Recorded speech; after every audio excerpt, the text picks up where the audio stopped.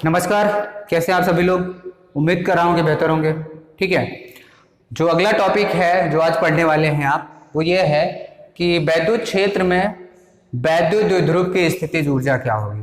ठीक है, अगर किसी वैद्युत क्षेत्र, एक समान वैद्युत क्षेत्र ई में कोई वैद्युत द्विध्रुव रखा गया है तो उसमें कितनी स्थितिज ऊर्जा होगी। ठीक है, तो स्थितिज ऊर्जा जाहिर सी बात है उसकी स्थिति पर निर्भर करेगी। ठीक है, तो यहाँ पे देख लीजिए, स्थितिज ऊर्जा की परिभाषा समझ लीजिए कि वैद्युत द्विध्रुव को अनंत से वैद्युत क्षेत्र के भीतर लाने में किया गया कार्य जो होगा वही वैद्युत द्विध्रुव की स्थितिज ऊर्जा के बराबर होगा। तो जो हमें किसी भी द्विध्रुव की यदि स्थितिज ऊर्जा निकालनी है तो उसको अनंत से वैद्युत क्षेत्र के भीतर लाने में किया गया कार्य कितना होगा यदि हम निकाल लें तो वही जो कार्य होगा वो उस वैद्युत द्विध्रुव की स्थितिज ऊर्जा के रूप में संचित हो जाएगा। इससे पहले भी आप आवेशों के निकाय की स्थितिज ऊर्जा पढ़ चुके थे, तो उसमें बताया गया था कि आवेशों के किसी निकाय को अनंत से वैद्युत क्षेत्र में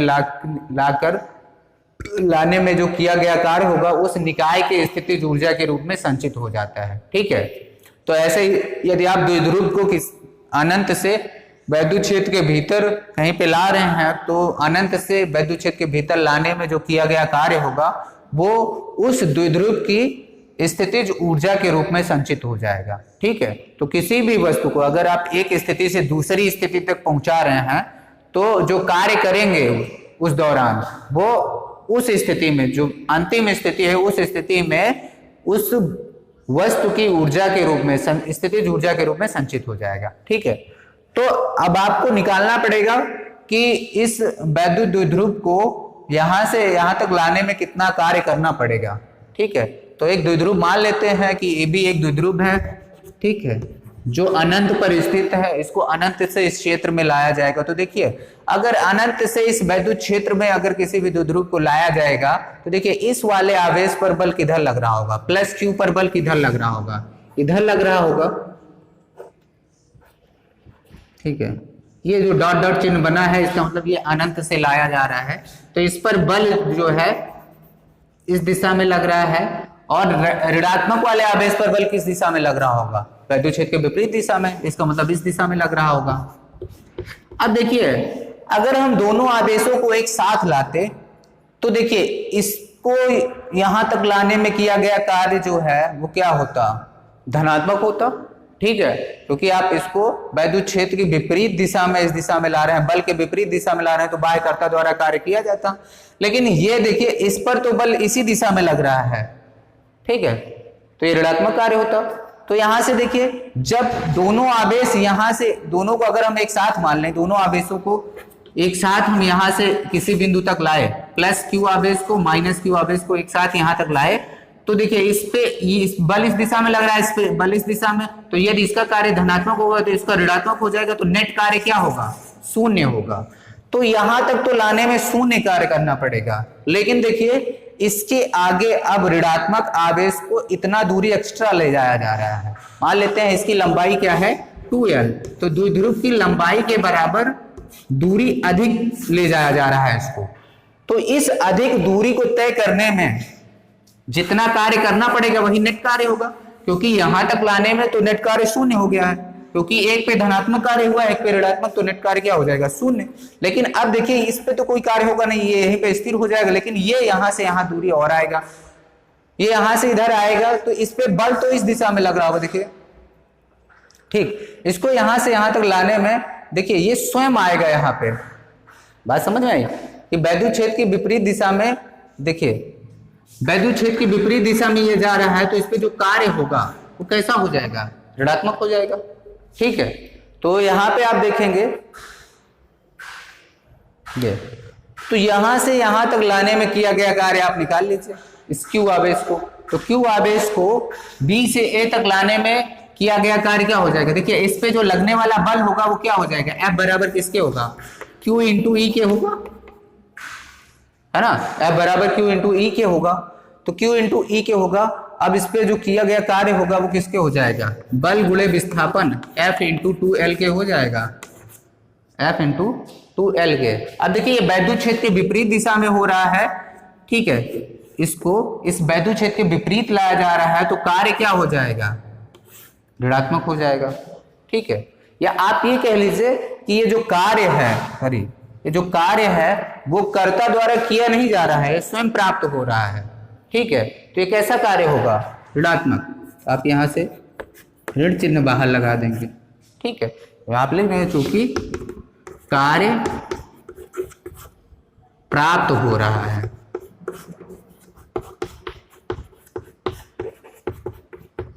ठीक है, तो ये कार्य हो जाएगा, ठीक। तो यहां पे देखिए F का मान रख दो, F का मान रखेंगे तो W बराबर माइनस QE इंटू 2L। एक चीज देखिए, Q इंटू 2L किसके बराबर होता है, P के बराबर होता है, P बराबर Q इंटू 2L आपने पढ़ा था, या 2QL है ना पहले चैप्टर में। तो ये बराबर किसके होता है, P के। तो यहां से W बराबर आपको क्या मिल जाएगा, माइनस PE, ठीक है, ये मिल जाएगा कार्य। तो इस पूरे के पूरे वैद्युत द्विध्रुव को अनंत से इस वैद्युत क्षेत्र में लाने में किया गया कार्य कितना हुआ, PE के बराबर, माइनस PE के बराबर। और अनंत से वैद्युत क्षेत्र में कैसे लाया गया है, साम्य स्थिति में, ठीक है। तो ये इसकी साम्य स्थिति में इसकी ऊर्जा हो जाएगी, जब ये इसके समांतर होगा उस स्थिति में इसकी स्थितिज ऊर्जा हो जाएगी, क्योंकि किया गया कार्य ही स्थितिज ऊर्जा बराबर हो जाएगा। तो यहां से आप लिखेंगे यही कार्य, ठीक है, वैद्युत द्विध्रुव को अनंत से वैद्युत क्षेत्र में लाने में किया गया यही कार्य साम्य स्थिति में द्विध्रुव की स्थितिज ऊर्जा U0 के रूप में संचित हो जाएगा। U0 का मतलब क्या हुआ कि जब उसका जो कोणीय स्थिति है वो क्षेत्र के समांतर है, उस स्थिति में इसकी जो स्थितिज ऊर्जा होगी वो U0 होगी, जो कि माइनस PE के बराबर होगी, ठीक है। ये साम्य स्थिति में इसकी ऊर्जा हो जाएगी। अब अगर ये साम्य स्थिति में ना होती, यहाँ साम्य स्थिति से थीटा कोण पर होता द्विध्रुव, तब कितनी स्थितिज ऊर्जा होगी। तो भाई देख लीजिए सीधी सी बात, अगर ये थीटा कोण पे हो जाएगा तो इसको साम्य, यहाँ तो इतनी ऊर्जा, देखो इतना कार्य तो यहाँ से यहाँ तक लाने में किया गया साम्य स्थिति में, अब इसको थीटा कोण घुमाने में जितना कार्य किया जाएगा उसको भी जोड़ दीजिए, तो थीटा स्थिति में स्थितिज ऊर्जा मिल जाएगी ना। तो अगर बोले कि साम्य स्थिति से थीटा कोण पर इसकी स्थितिज ऊर्जा क्या होगी, ठीक है, यहां से देखिए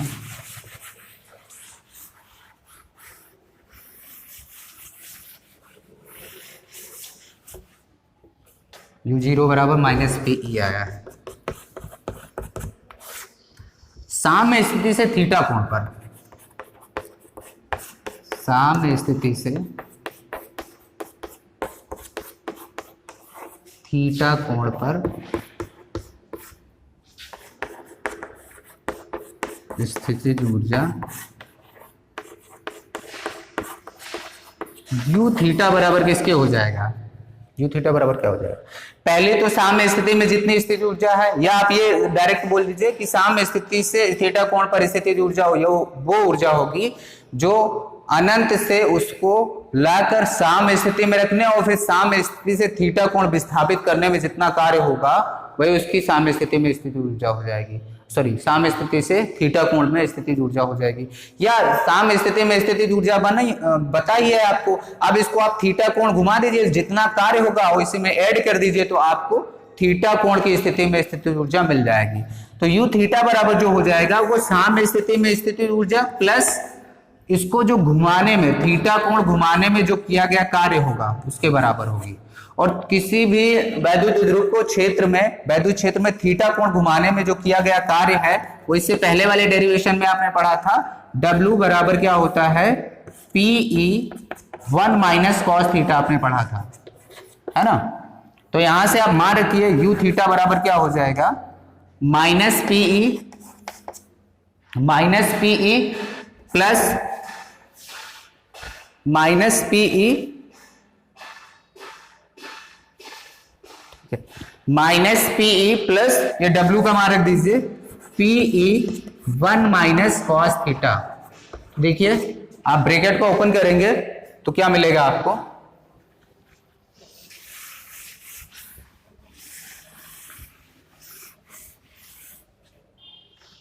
ये यू थीटा बराबर माइनस का PE plus PE minus PE cos theta.